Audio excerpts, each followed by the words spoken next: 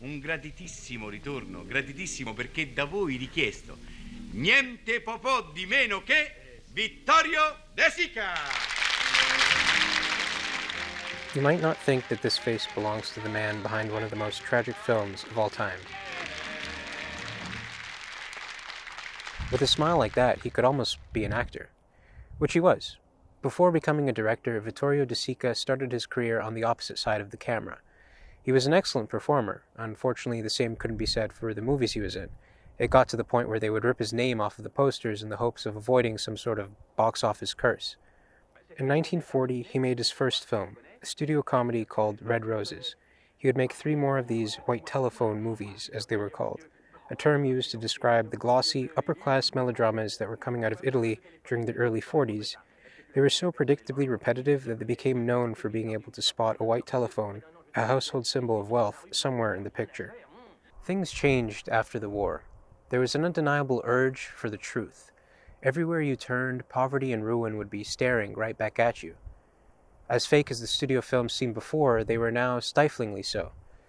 De Sica was very much aware of this, perhaps even more than most. Him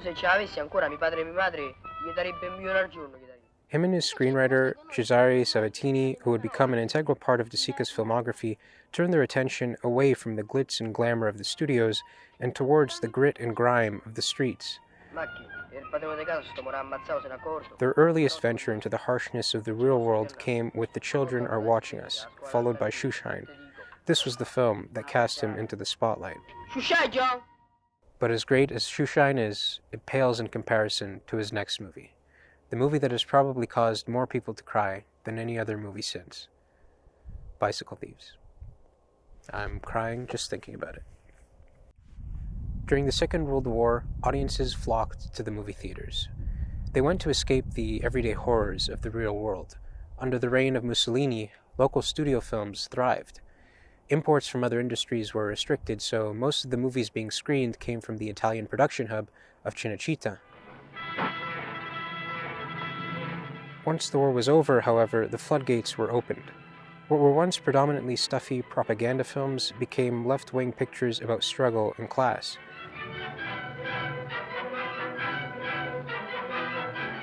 Movies were shot cheaply and quickly, without the backing of large corporations. This was the birth of neorealism. It's important to realize that the movement didn't just come out of financial rut. The political and social climate at the time was the perfect breeding ground for this new mode of filmmaking. Instead of big movie stars, most of the cast was made up of regular working-class people. Instead of big movie sets, filmmakers used real streets, apartments, brothels. Instead of big movie stories, plots were simple, stripped down, almost non-existent. They became about the struggles of everyday life. Audiences were now being exposed to something completely different than what they were used to. For the first time, they were seeing themselves on the screen. It must have been quite a shift to go from uplifting entertainment to these hard-hitting dramas. Bicycle Thieves might just be the quintessential neorealist film. It embodies all the elements of its kind and distills them into their purest form. If you've seen this one, you know everything you need to know about neorealism. There's almost no point in describing the story. A man loses his bicycle and tries to find it in the streets of Rome. That's it. You wouldn't expect a summary like that to belong to a genuinely heartbreaking portrayal of loss and loneliness, but believe me, it does.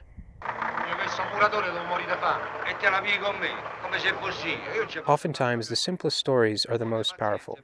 In our opening scene, we are introduced to Richie, one of dozens of men waiting outside an employment office for their name to be called. Ricci, il posto. Attacchino. Stai da presentare al centro affissioni. Gli dai sta carta e te porti il libretto. C'è niente per noi. Mannaggia la miseria, oh. E qua? Per noi? Ci sono 2 posti per tornitori, ma qui tornitori non ce ne stanno. E se non sono tornitori devo seguire a sta qui a fare la muffa. Oh, e che te vuoi, sfogare con me? Immediately we are thrown into his shoes, seeing the world the way he sees it, the way so many Italians at the time were seeing it. This movie could have been about any of the other men in that crowd. All of them are would-be workers clinging to the hope of a paying job. È una Fides, vicina a quella rossa. Choso. At first, Richie seems to be one of the lucky ones. He's offered work putting up posters, but only on the condition that he has a bicycle. He's forced to pawn his bedsheets in order to get it back. Here we get one of the many glimpses of reality, a reality you wouldn't see in a traditional studio film.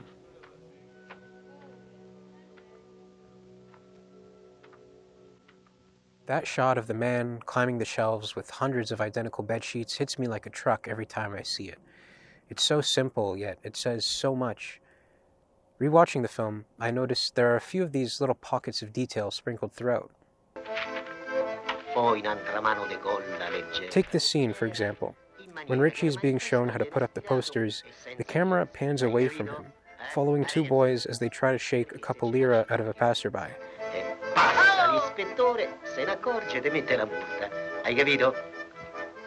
It's as if the movie itself gets momentarily distracted by someone else's hardships.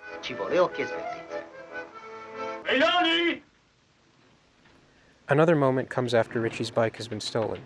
He goes to a police station to file a report, hoping they'll be able to work some magic. Che c'è? Ma tu al comizio! Ma ce va a capire! No, ho cambiato, capete, va di Voltino e 2 quadroni al comizio!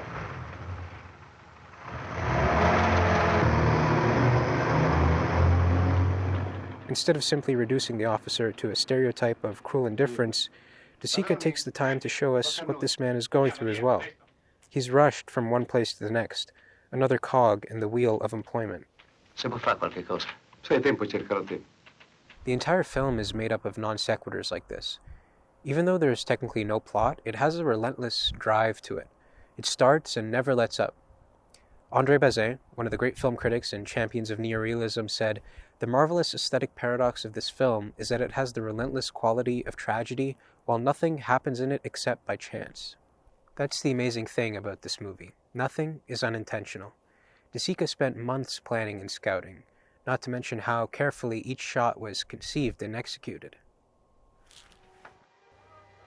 Its lack of aesthetic flourish only enhances its subject matter.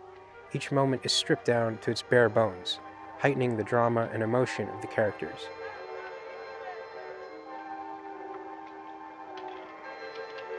Sica knows not to interfere with unnecessary cuts or movement. He allows the camera to observe whatever it needs to in order to tell its story. As a result, we get one of the most moving reflections of reality ever put to the screen. Of course, Bicycle Thieves wouldn't be what it is without its actors.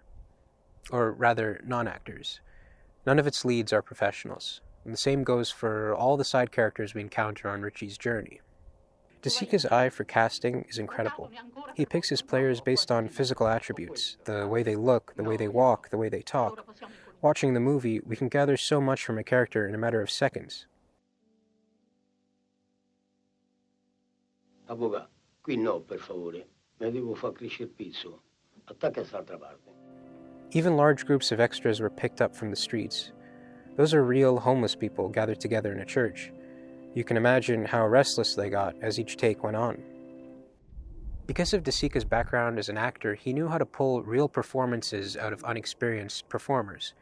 He would often do the actions and say the lines himself for the actors to mimic. Now, that might not give you the best results with professionals, but when you're working with children and grown men who've never acted a day in their lives, it feels authentic.